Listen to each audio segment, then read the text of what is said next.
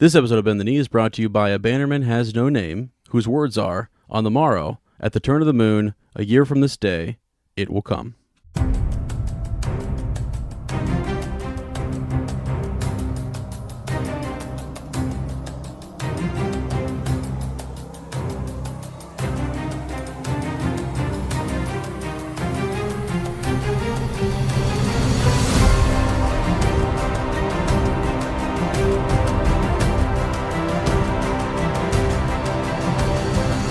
Hello and welcome to Bend the Knee, a Song of Ice and Fire podcast. I am Sir Matt, the Bud Knight. And I am Sir Ezra the Watchful. Welcome to our Song of Ice and Fire book club. Today we are into chapter 23, Daenerys 3 of A Game of Thrones, and Aerys the First in a World of Ice and Fire. And this is the podcast that almost was not. That's true. Yeah, we moving a lot of things around to record this week. Every SD card I own is in storage, I guess. Or it's somewhere, who knows? I don't even know. Who knows in the move. Yeah, so. But that's okay. We bring it to you guys every week, and I'm not going to stop.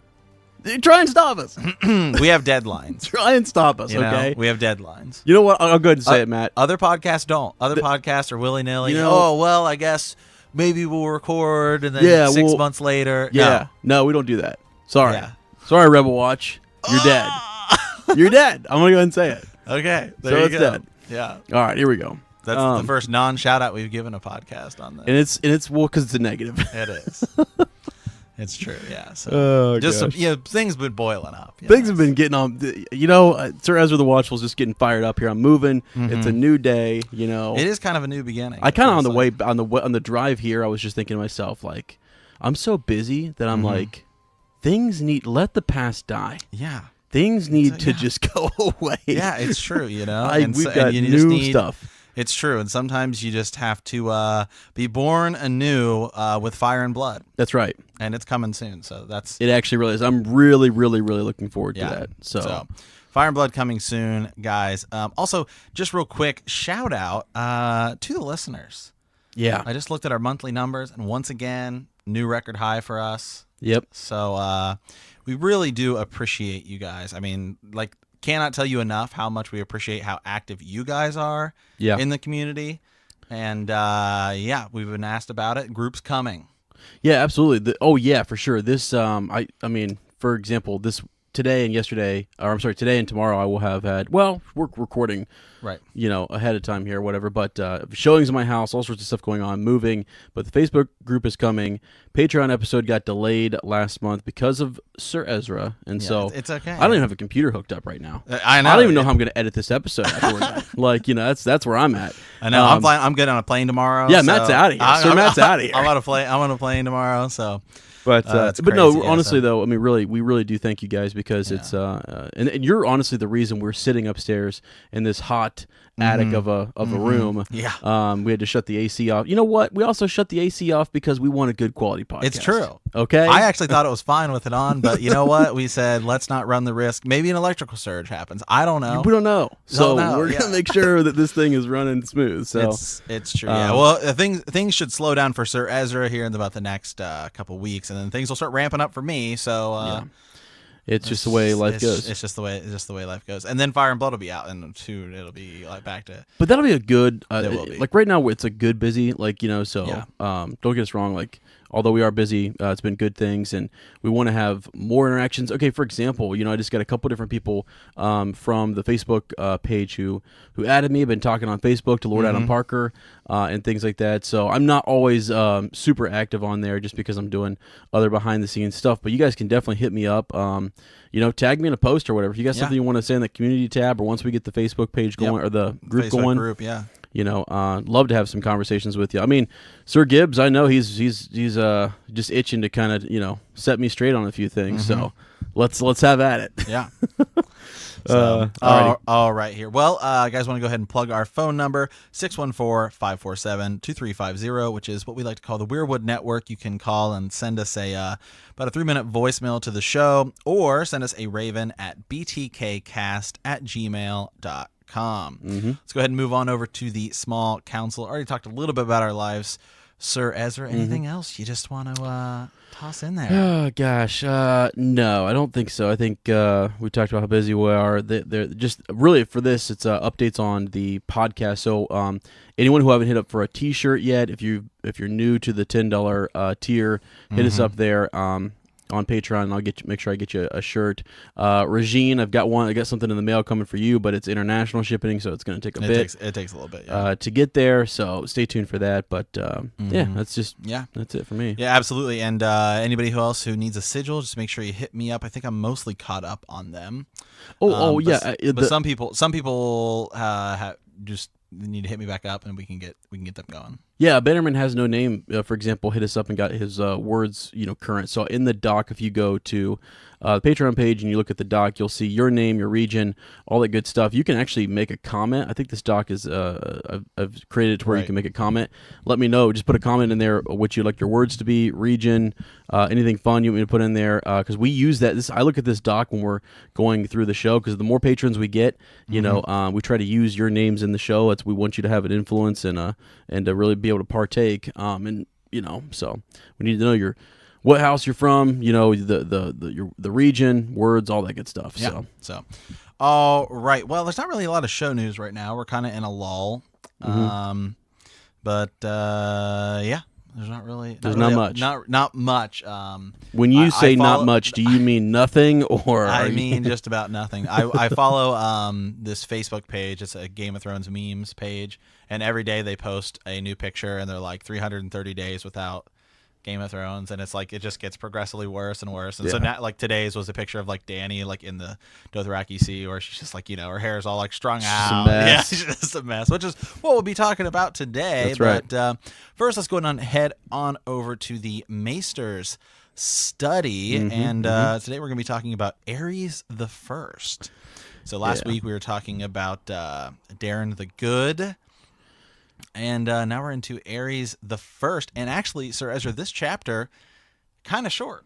It's very short. And really, let's go ahead and plug it. Yeah. Once again, if you really want, there's a brief little tidbit in here. Right. And you can get the full story if you go read Night of the Seven Kingdoms. Night of the Seven Kingdoms, yeah. I mean, that's the Mystery Night. Well, we've already, congratulations to the Dragon Egg winners who, we're going to send a copy of that to them, Yeah, Michael Puckett was our Dragon Egg winner. That guy's, he also was our trivia winner on Friday. And wow.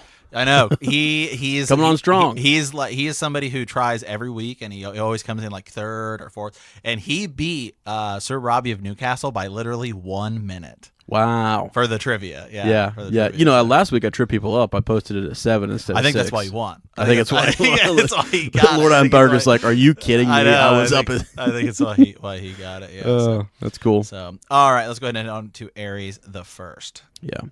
Assuming the throne in 209 AC, Darren's second son, Aerys, had never imagined he would be king, and was singularly ill-suited to sit the Iron Throne. Aerys was learned in his way, though his interests were largely to do with dusty tomes concerned with ancient prophecy and the higher mysteries. Wed to Eleanor Penrose, he never showed an interest in getting her with child, and rumor had it that he had even failed to consummate the marriage. His small council, at their wits' end, hoped it would simply some dislike of her that moved him, and thus urged him to put her aside to take another wife, but he would not hear of it. Yeah, kind of interesting. He was unexpected to get the throne. That's going to become a theme here. Yeah, it is a theme. I mean, because in recap, there was the Great Spring Sickness, which took Baelor Breakspear, who would have been a great king, I think. The spring sickness didn't take it. Didn't take him, right. But around that time, It took his sons, who would have been. Sons. Yep. Yeah. Who would have been king. And actually, well, we'll get to him in a second here. Is it after Aerys, or is it before? Next egg. Right. No, next is Maker. Maker. But there's remember they have a brother. I think it talks about this. The brother who chokes to death. So like all these unlikely events take place that really kind of. And this is the first time we had read the Hedge Knight, the first Duncan Egg book. We're like, man, there's so many Targaryens. Yeah. And then you get to the second Hedge Knight book, and they all die. They're all gone. You're like, wow, okay, that was quick. That was quick. Yeah, I know. I think there's more than we realize still out there, but it's like some of your big players for sure. Yeah. Yeah, so it's crazy. So you had, again, all of these guys are what would they be? They're sons of Darren. So but Baelor died, his sons died. Now we're on to Aerys, and Aerys doesn't want to consummate this marriage. So he's just not into it. Yeah, I don't believe he has any kids. So in his life, so no, he doesn't. That's how it moves to Maekar, which we'll get to. Well, Aerys also has an interesting hand of the king. He does. Yes, he does. It had been suggested by some that a likelier cause for Blood Raven's rise to power was the fact that Aerys' interest in arcane lore and ancient history matched that of Rivers, whose studies of the higher mysteries were an open secret at the time. Bloodraven had already risen to prominence at the court, but few expected that Aerys was named him hand. When he did, it kindled a quarrel between the king and his brother, Prince Maekar, who had expected the handship to come to him. Thereafter, Prince Maekar departed King's Landing for Summerhall for years to come. And then we know Bloodraven is actually quite a good hand of the king, and is hand of the king for a very long time. He's Maekar's hand of the king, and he would be Egg's hand of the king. He kind of does something that frowned upon. Yeah, frowned upon. Yep. I think he's probably hand of the king for about 5 minutes, and that's that's about what happens there. Yeah. But some interesting things here. They talk about the Second Blackfire Rebellion, the conspiracy that comes to a head in 211 at the wedding tourney at Whitehall. The great seat Lord Butterwell had raised near the God's Eye. This was the same Butterwell who had once been Darren's hand until the king had dismissed him in favor of Lord Hayford because of his suspicious failure to act successfully against Daemon Blackfire. Suspicious. Yeah. Yeah. And just really what ends up happening is there's this little mini Second Blackfire Rebellion. You have this tourney. They have a dragon egg, and their belief is, if we can have a dragon, you have Daemon Blackfire the second, Daemon the younger. And he's like dyed his hair, and they basically smuggle him in, and this is where, was this the second book? It was this is the third, the Mystery Knight. Third, it's Mystery Knight. Knight. Okay. Yeah, you're right. The second is Lady Swan Weber. Sword. Yeah, gotcha. The Gorman Peak is a big name that's mentioned. Who kind of, it's neat because you get these names that come in here in A World of Ice and Fire and in A Mystery Knight, and they are these lords who, for example, I think he had their sigil is like 3 castles, right? For the House Peak, and 2 of those are taken away from him, for example, and so like half or 2/3 of his land is gone. You know, so you've got these people who are really interested in seeing a Blackfire come back. Yeah. Now I don't know, you might get to this in the reading, but I'm going to mention it now. Go right ahead. Bittersteel does not support. Yeah, he doesn't. This rebellion. So they mention it. It says. But why Bittersteel supported the father but refuses to support the son remains a question. But many claim it's that because he couldn't convince Bittersteel that their plan was sound. Right. Bittersteel thought it was a bad idea. Like, kind of, why would you go over there? Yeah. Put yourself at harm's risk. And the idea is, well, we're gonna start to rally men, and we're gonna have a dragon.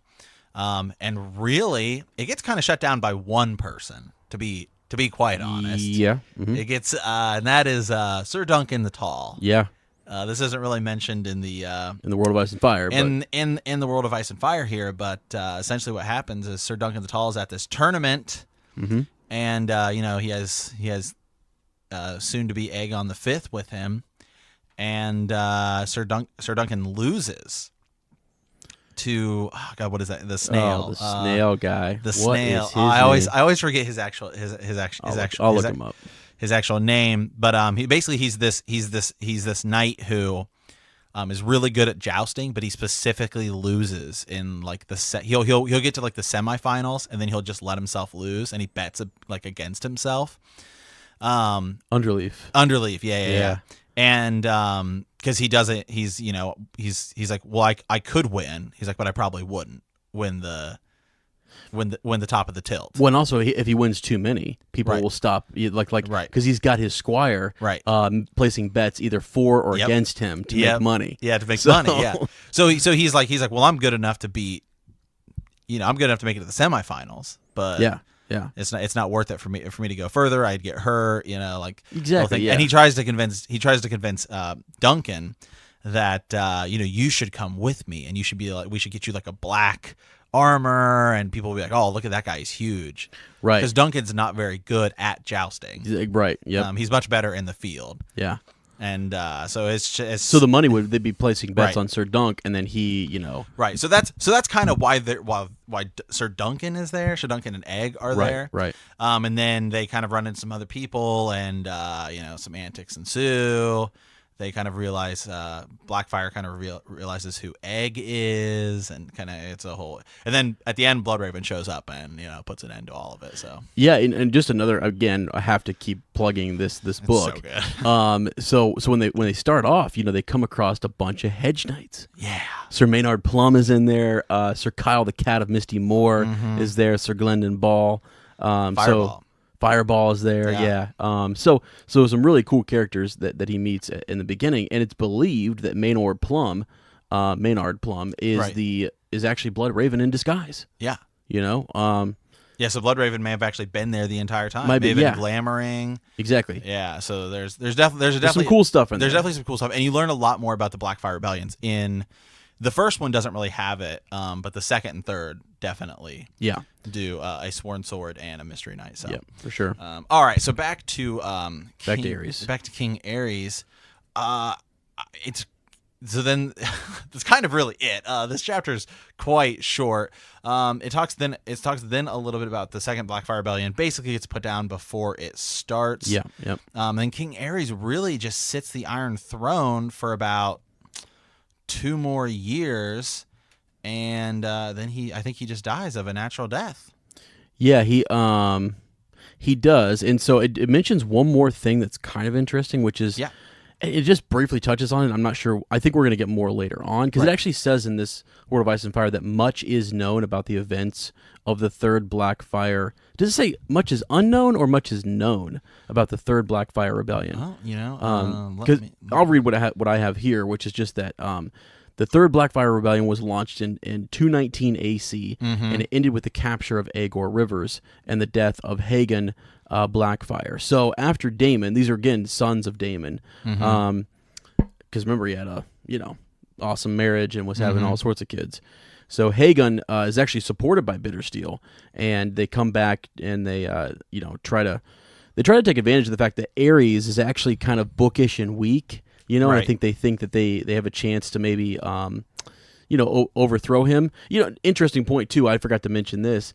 Daemon Blackfire in that second Blackfire Rebellion, they didn't just kill him right away. They actually captured him and kept him alive for a couple of years, because as long as he's alive, then Hagen Blackfire could not, because really he's the second son at that point. And Dunk asks him, Dunk and Egg ask Bloodraven about that. They do. And he's like, well, if I were to kill him, because Egg says we should put him down right now. Yeah. Which is funny, because then he's learning. Yeah, I know. Later, Bloodraven does that. Right. And Egg vanishes. It sends it to the wall. So it's just interesting. And that's really about all it is. And then Aegor Rivers, he gets freed, and because he gets captured. I mean, I'm trying to. They don't really give you the events of. There's a second battle that takes place between Bloodraven and Bittersteel. Right. It just mentions that, just says that it took place. Right.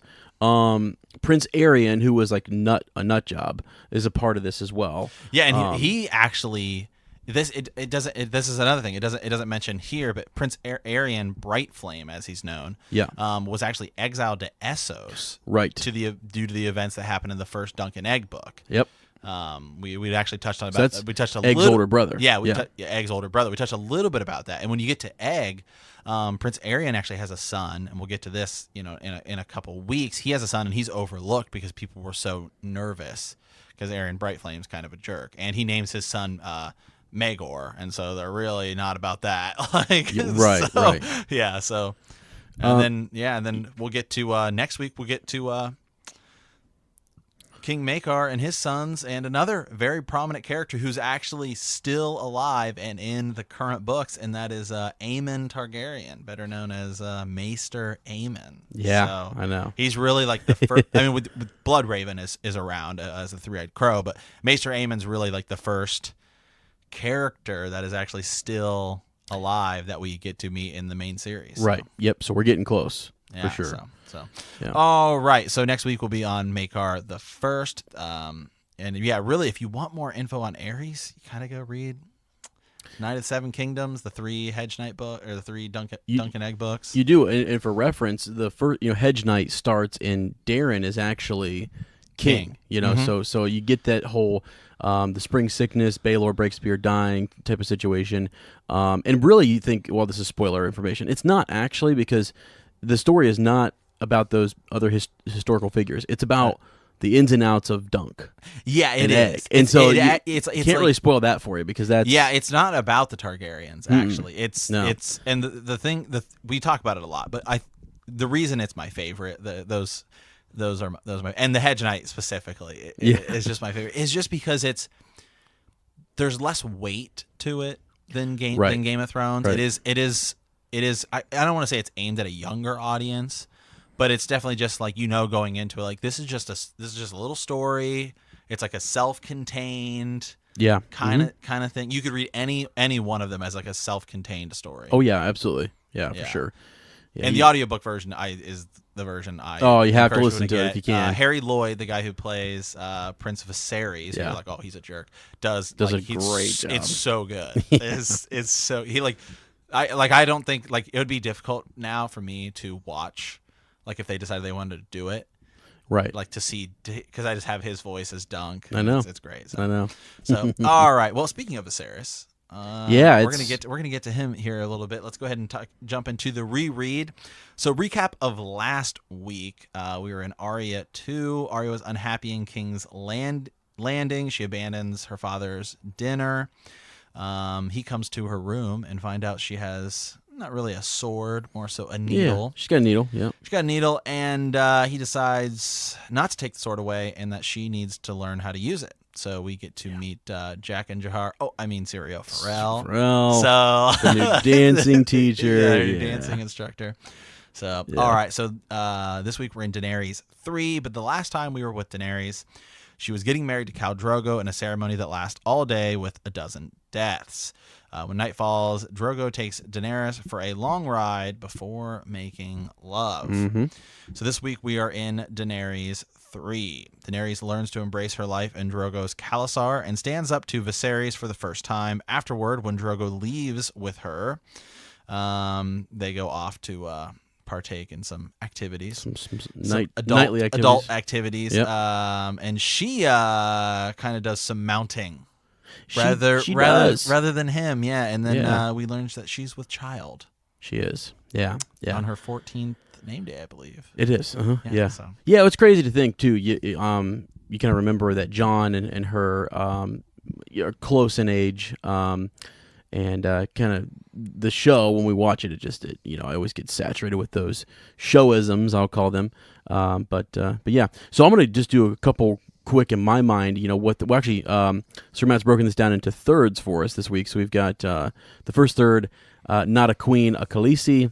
The second third, Dany wakes the dragon, and our third, 2 moons. Mm-hmm. So pretty interesting stuff there. Yeah. But as you're looking at some stuff up there to read, Sir Matt, just in general, this chapter it does a good job of taking us back, because a lot has happened since the wedding night, really. Right. She's been with the khalasar for a while, and she is khaleesi, and she's coming to be, in that role. And, it does a good job of showing us what had happened. And then also right here in the present, this is like she has an awesome dream, which we're going to talk about. So, and the interesting thing kind of about Gur's writing style, when you read this, the Daenerys chapters, they're really well done in this book, and you can just tell the writing's a little different. I think because she's the only character in Essos in this book, so you could really just read the Daenerys chapters, and it would be like reading a separate book. Yeah, for sure. Yeah, there's not. I mean, you get tidbits. Really, the only thing you really hear is that they're plotting to assassinate. They're plotting to assassinate her. That's it. That's really just about it. Yeah. So I actually believe there is a novella. So it was like I think the first one Gur did, and it's mostly the I'll have to look up. It might be called like the Queen of Dragons or something. Really? And yeah, I'll pull it up here on the wiki. But I looked at it, and it's mostly just the first Daenerys's first. It's like just Daenerys's chapters, just her stuff. Yeah, right. From the first, what's happening? Yeah, from the first thing. It was like published in like the early '90s or something. Okay. I believe it was actually the first novella Gur did. But let's go ahead and dive into here. The Dothraki Sea, Sir Jorah Mormont said as he reined to a halt beside her on top of the ridge. Beneath them, the plain stretched out immense and empty, a vast expanse that reached to the distant horizon and beyond. It was a sea, Dany thought. Past here, there were no hills, no mountains, no trees, nor cities, nor roads, only the endless grasses, the tall blades rippling like waves when the wind blew. It's so green, she said.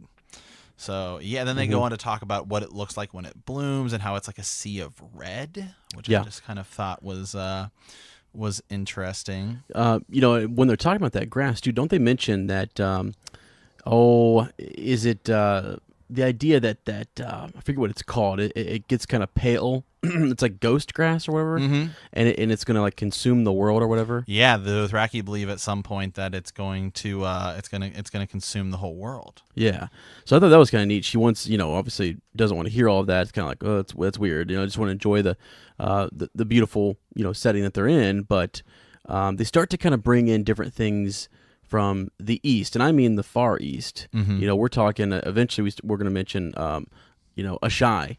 Right. Here in just a bit, talking when we get into prophecies of dragons and whatnot. But yeah, so okay. Yeah, and one of the things you kind of get more to at the end of the chapter, which we'll discuss, and something I've been thinking about, like we don't really know a lot about what winter is like. Does winter affect Essos? Yeah. Good question. Yeah, that's something I've often thought. I guess we don't really hear about it. I'm imagining that well, if you look at where Pentos is, Bravos, which is sort of that northern free city. I'd have to look and see, but it's almost like it's directly across from King's Landing, isn't it?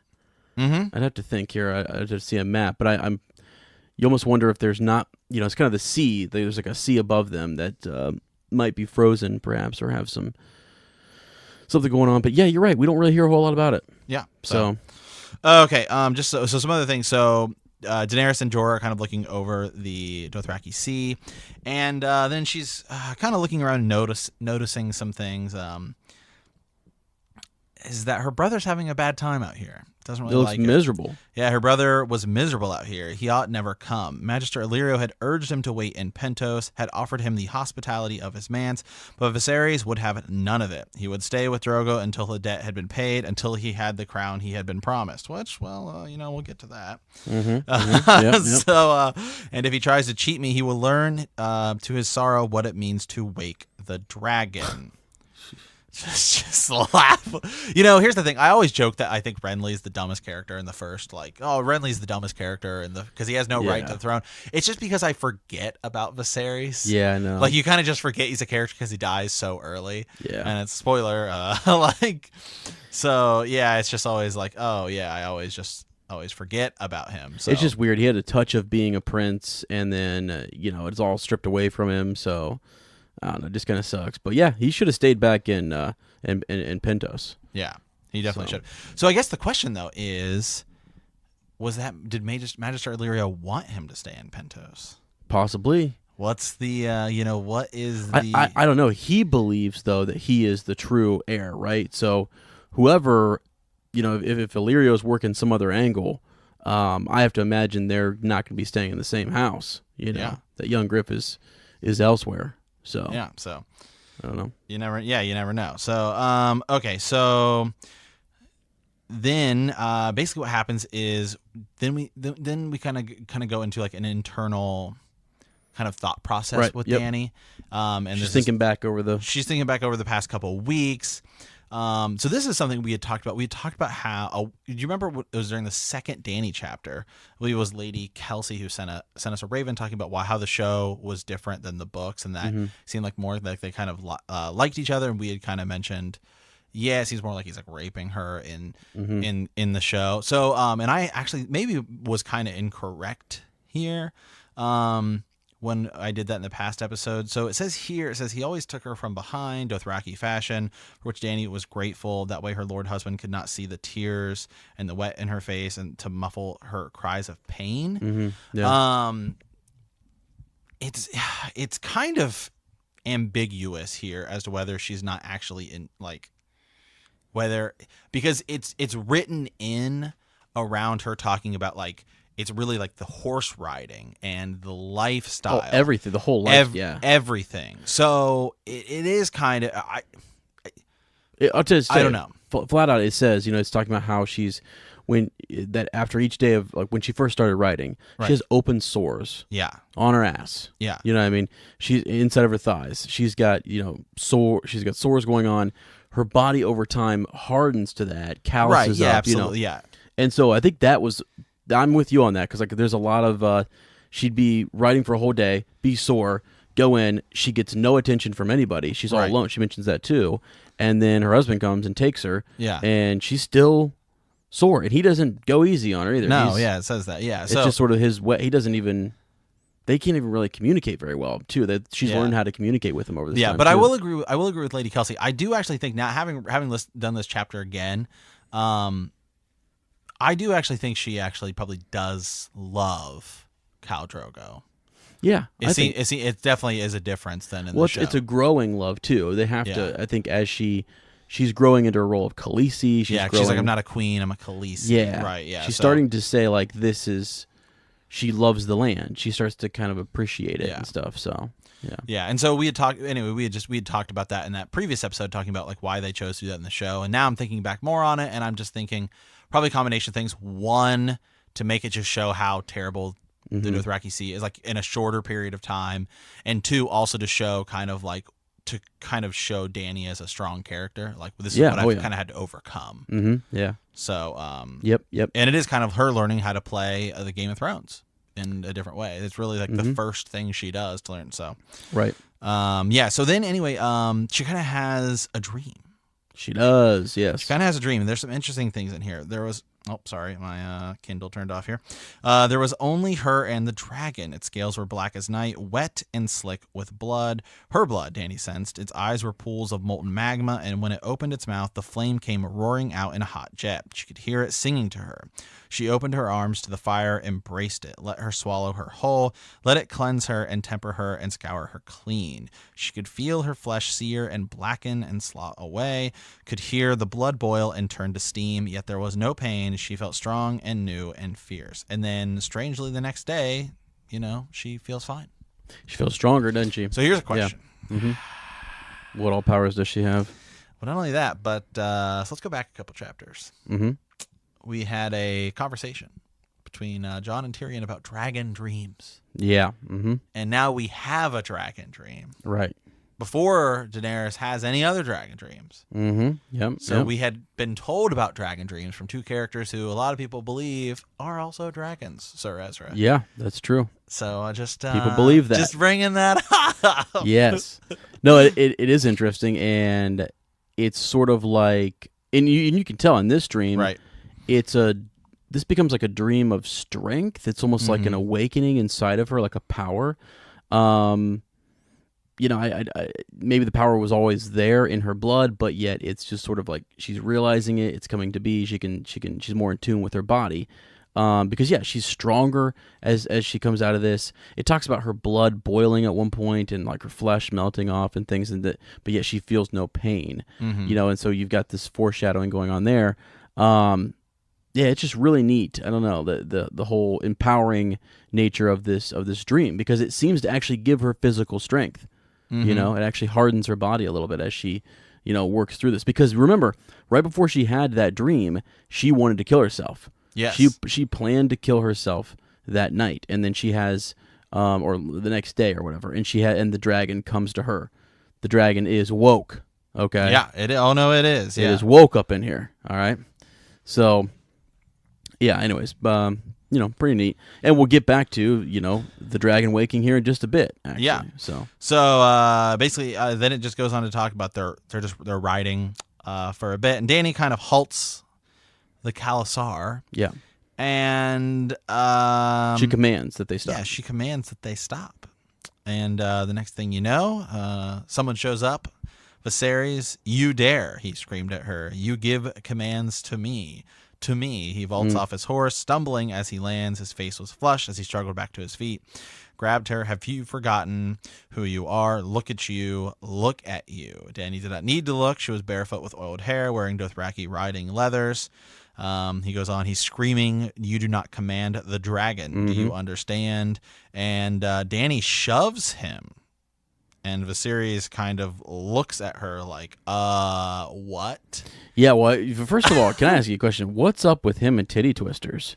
Yeah, I know. I mean, geez, get off your sister. I'm I know. sorry. It's a thing. Because it's like not the first time he's done it either. And it's just kind of weird. Like, come on, But he's just a weird, he's just a mean dude. I don't know. So anyways, yeah, she shoves him and he's just, enraged. And then she's like, okay, he's really going to try and hurt me now. Like I can see it, and then snap the whip, bam, across the throat, drags him down.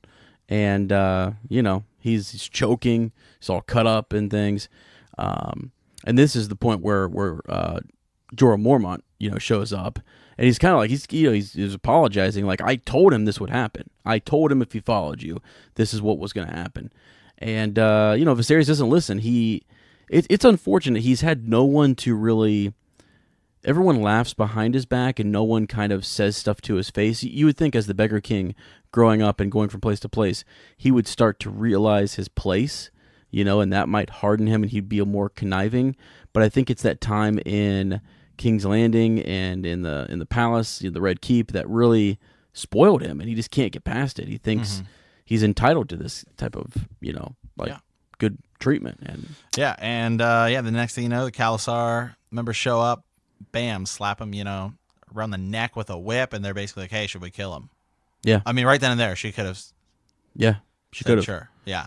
Yeah, I know. So, yeah, it's just wild. I mean, he commands, Jorah to kill those Dothraki dogs and to hurt my sister. He's like, hit her. Yeah. What? Yeah. He's like, no, I don't think so. Like, hold on a second. I'm going to strike the Khaleesi. Are you an idiot? Yeah. No. Says, yeah, kind of not good. And they basically told him, you can walk from the back. And if you lose, it should be too hard to not spot us because they talk about it being like a moving city.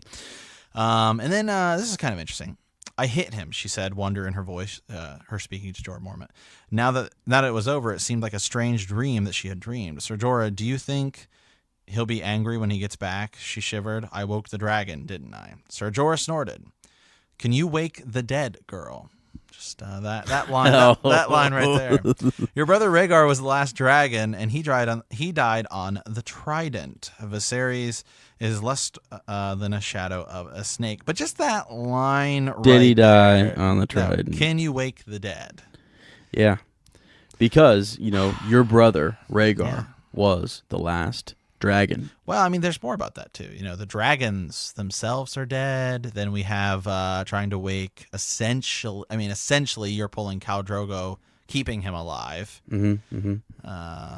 Yeah. Is it possible that she does wake the dead? Maybe that's why the Night King and the others start marching, really marching. Oh yeah, because the dragons you are can back take that and go any direction you want. Yeah. So. Yeah, I mean, that's even defiance of the many-faced God, you know, and all that. I mean, it's just wow. Just a lot to think about. That one line. Can she wake the dead? Can you wake the dead? Just. Yeah, I think she can. I mean, what's dead may never die. I don't know. There's just a lot of sayings. They all go around. I don't know. So. Yeah, that is pretty neat though. Okay, so then, but real quick, can I just say too, like, I mean, they kind of insult Viserys for a little bit more, and she's shocked that Jorah is saying this, and he's just like, I mean, and then she kind of. She's like, well, they say that I don't know if you're going to read this. I have a line, yeah. And this is, how, on the Kindle version, I bring this up every time where you have something that is highlighted so much that it tells you it's been highlighted a bunch. The common people pray for rain, healthy children, and a summer that never ends, Sir Jorah told her. It's no matter to them if the High Lords play their Game of Thrones, so long as they are left in peace. He gave a shrug. They never are. And I believe that's another one of those lines that's just right into the... Yeah, and it's the idea. She believes they've been sewing these banners for her brother. And he's just like, that couldn't be further from the truth. Yeah. I mean, there are some people, though. Technically, there's that one house that actually still flies. Right, that's true. Targaryen banner. Right, yeah. But it makes sense to her though. She thinks, the small folk wouldn't really care about our Game of Thrones. Mm-hmm. They just want crops to grow. They want it to be good, live a good life, marry, have kids, move on. And we still don't know. Maybe Magister Illyrio and Varys are actually sowing their seeds, trying to get. Yeah, trying to get. Maybe they are the ones sowing the banners for the small folk. It's true. Hey, and real quick, not that I want to skip too far ahead here. You're fine. Next week, when we're talking about Maekar, real interesting thing I heard in his chapter, talking about Maekar creates a new crown, right, like a warlike crown, and they talk about the Aegon the Conqueror crown was lost in Essos. What? Yeah, it was. And Blackfyre might be over there. So the question is, I knew Blackfyre. Will Daenerys come across them will Daenerys get both things? Can you imagine? She came back with Blackfyre and the crown, and possibly being married to young Griff. Yeah, something like that would just be wild. Just a lot to think about. Yeah. Okay. Cool. All right, and then she talks about, what do you pray for, Ser Jorah? And he says home. And then we don't get a lot of Ser Jorah's kind of backstory here, but it will come. Yep. And then basically we kind of get to, like, they end up making camp. Yeah. And the slaves are kind of. Oh, go ahead. Yeah, just real quick on the home bit. She thinks back to her home, and she thinks about burning lights in King's Landing and the Red Keep and all this stuff and all these different places, and every single one of those places had a red door. Yeah. And it was sort of like that red door, that image of the red door that she keeps kind of seeing. They mention in this chapter again. Yeah. Just as there's something. There's a huge theory about that. Where is it? A lot of people think it's a door. Like, why is it such an influence on her, and what is it that she needs to go back to or find? Does she ever find it again? I don't know. So okay. So then they end up kind of making camp. And just a funny little line here. By that time, Viserys came limping back among them. Every man, woman, and child knew him for a walker. There were no secrets in the Khalasar. Mm-hmm. And Dany kind of walks up to the dragon eggs, and she's starting to, kind of. Yeah, she has like a vision as it's almost like something. It says like a ray of rusty light hits them. Yep. And it was as if something was stretching out to grab them, almost like a hand, and then it's like a fleeting moment, and then boom, it's gone. Yeah, it's and R'hllor. She can't see it. Yeah, it's R'hllor. Could be trying to take them eggs. Could be. So, yeah. So then she's having a conversation with Jiqui and her kind of handmaidens. Yep. The dragons are gone, Khaleesi, dead, long ago. Viserys told her that the last Targaryen dragons had died no more than a century and a half ago during the reign of Aegon III, who was known as the Dragonbane. That did not seem so long ago. Everywhere, she said, disappointed, even in the east. Magic had died in the west when the doom fell on Valyria and the lands of the long summer, and neither spell-forged steel nor storm singers nor dragons could hold it back. But Dany had always heard in the east was different. It was the manticores that prowled the islands of the Jade Sea, basilisks that feasted in the jungles of Yi, spell singers, warlocks, aeromancers in Ashai, shadowbinders. She says, no dragon, Eerie says. Brave men kill them. It is known. It is known. And then we get to something interesting here. A trader from Karth once told me that the dragons came from the moon, Diora said as she warmed the towel over the fire. Jiqui and Eerie were of an age with Dany, Dothraki girls taken as slaves when Drogo destroyed their father's Khalasar. Dora was older, almost 20. Magister Illyrio had found her in the pleasure houses in Lys. Silvery wet hair tumbled across her eyes as Dany turned her head curious. The moon. He told me the moon was an egg, Khaleesi, the Lysine girl said. Once there were 2 moons in the sky, but one wandered too close to the sun and cracked from the heat. 1,000 dragons poured forth and drank the fire from the sun. That is where dragons breathe flame. One day the other moons will kiss the sun too, and then it will crack, and the dragons will return. Just kind of interesting.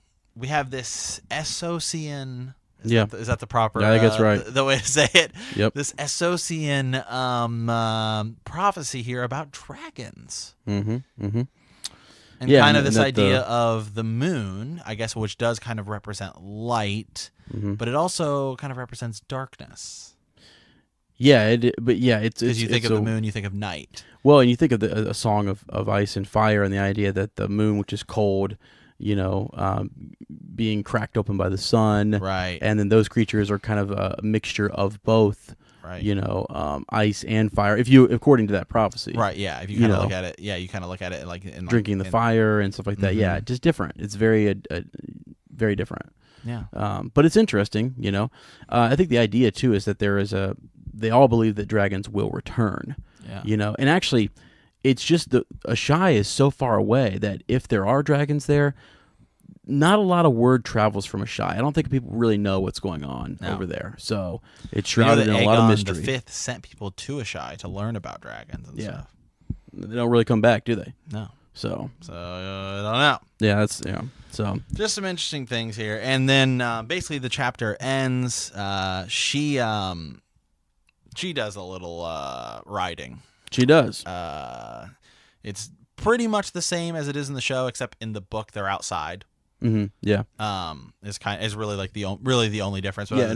Other than that, it happens the same. Yeah. Important events are done out underneath the starry sky. Yep.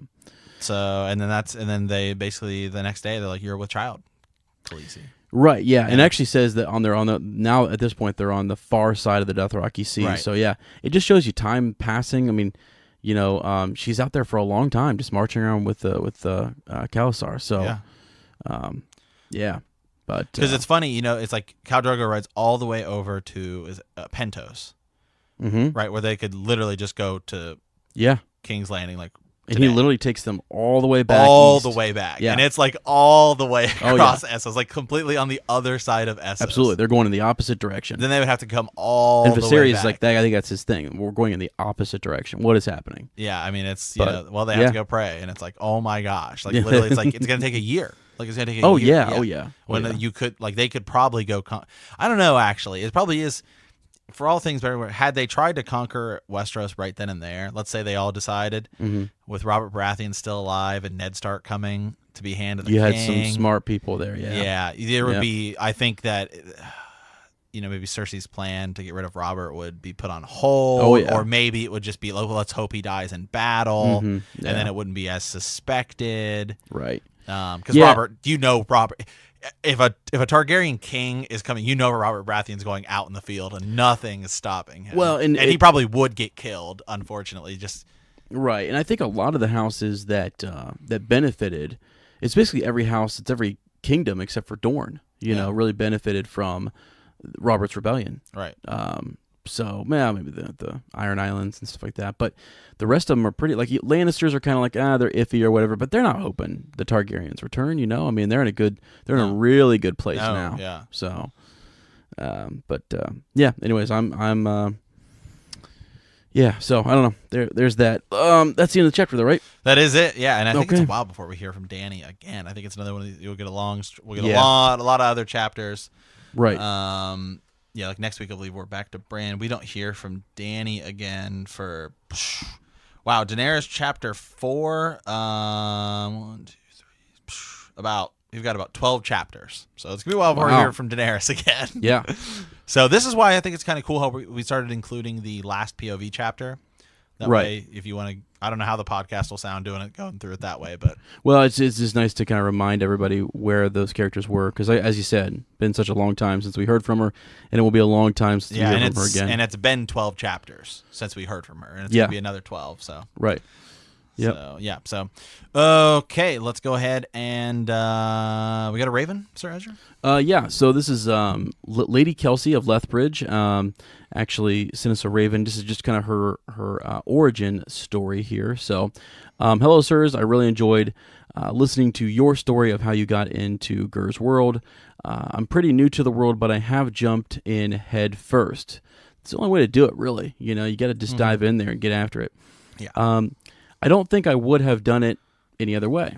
My boyfriend has been a huge fan of both the books and the show and insisted for months after we met last August that I needed to give it a go.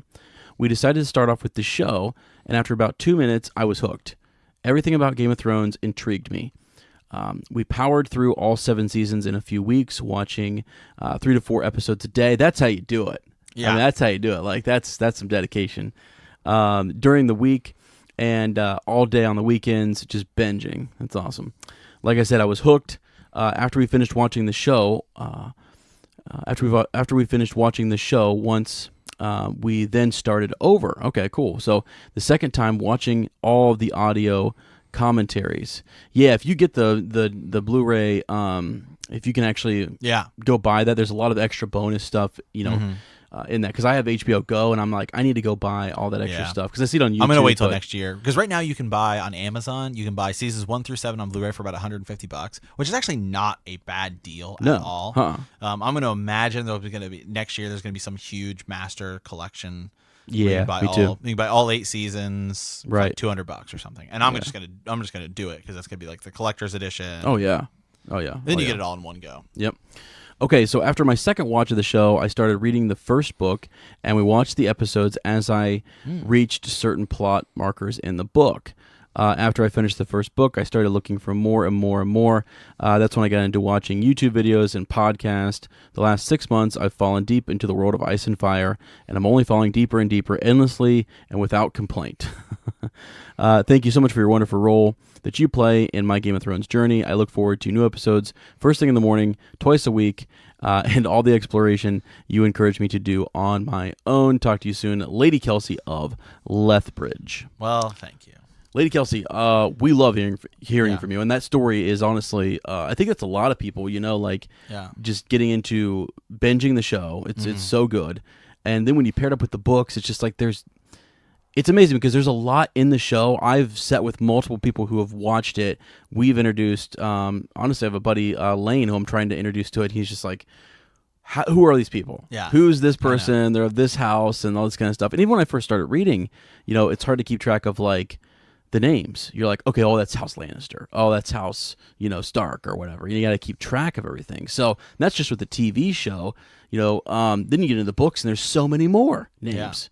Just go look up house names in the World of Ice and Fire wiki. Oh my gosh, and have fun. Yeah. I mean, there's even a like bunch. the big Hundreds. ones are hard to track. Like the Targaryen, we tried to keep track. I know we're trying to track the royal family, the royal Targaryen family, and it's going to get even more confusing when Fire and Blood comes out. Thank Because you. There's some points of time where the tree just says other Targaryens. I know. It's great. Okay. Well, even in this past, so back to our Maester study, Aerys the First had a brother. Yeah. Was it Rhaegal? Was his name? Yeah, I believe so. Rhaegal, and he died like choking on something, like a biscuit or something. Right. Literally at dinner, he just chokes on a biscuit or something. Right. I think though he has a son, who, let me think here. Rhaegal has a son who is either passed over or is later on passed over for egg, like a grandson or something. Yeah. And it's super weird as to why he was,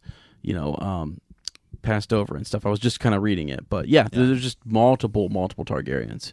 Yeah. So, okay.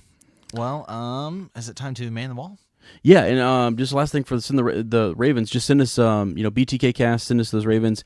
Origin stories, I'm loving reading those. So the more origin stories we can get, the better. The great thing about that is, Sarah and I talk about literally, especially the people who are really active in the show, like people hit us up on Facebook, all this stuff. Yeah. Always like, oh man, this guy sent us a great theory, or I was talking to this person about this, and right, just and literally we always refer to them as like, it's never just like, oh, like Kelsey. It's like Lady Kelsey, dude. Oh. She sent me this great raven. Like, her title. Oh yeah, we would never not use your name, your formal just name. in our like daily life, like text each other. Lady Kelsey sent me this thing. Right. Or Don Parker. Or, that's great. That's great. Sir Gibbs. Or exactly. Whoever, yeah. Oh, speaking of him, so we're man the wall. So here we go. It's our knighting ceremony. Gibbs. In the name of the warrior, I charge you to be brave. In the name of the father, I charge you to be just. In the name of the mother, I charge you to defend the young and the innocent. In the name of the maid, I charge you to protect all women. In the name of the smith, I charge you to mend the broken. In the name of the crone, I charge you to seek wisdom. In the name of the stranger, I charge you to face death with sword in hand. Rise, Sir Gibbs, the Inquisitive. And I love that name. It's great. It's actually such a great name. It is. It goes great on the with for when the trial of 7 happens, and it's at some point it will happen. A trial of 7. I will have my team. Sir Ezra will have his team. Yes. Sir Gibbs the Inquisitive definitely seems like Sir Ezra's the Watchful type of guy. That's what I'm thinking. So he's he seems pretty cool. And then I was talking to Lady Beverly just this past weekend, and I said, Trial of 7 may be coming soon, and I may need your sword. And she was like, it's yours. Yeah, I was like, no, hold on. Have you been talking to Sir Matt? Because can you? Because here's the thing. Well, I believe Lady. To be fair, I think isn't Lady Beverly like a black belt in something? Absolutely, she is. She's a black belt. Now, here's the thing, though. If I've learned anything from this series, is that never trust a Fossaway. First of all, I've learned that. Okay, but and that happens. So trial by 7. Maybe when that day comes, we'll do our own convention or something, or have a big meet and greet at Fire and Ice Con or something. Absolutely, we'll have a trial by 7. Yeah, we've been looking up or something. We've been looking up all the different cons and stuff, and we've just been so busy that the tail end of this summer, the next one that is like that we can get to, we're going. Yeah, well, Ice and Fire Con next year, we're going. Yeah, we're going for that. Yeah, and then Ben the Nikon. Right, exactly. When we throw it next year. Exactly. Yeah. Which we will. We're planning on it. I think we could, But anyway, so yeah. All right. So that's Man the Wall. Our Patreon series, as I said, we're posting. Gosh, what did we do? The Rogue Prince. Rogue Prince, yeah. Yeah, we just finished the Rogue Prince. Lead up into the Dance of the Dragons. Right. So next month will be Dance of Dragons, and hopefully I'll be settled in here and have sold my condo. But yeah, the Rogue Prince it's just really good. It's an extra layer if you want to start to kind of connect some of these names.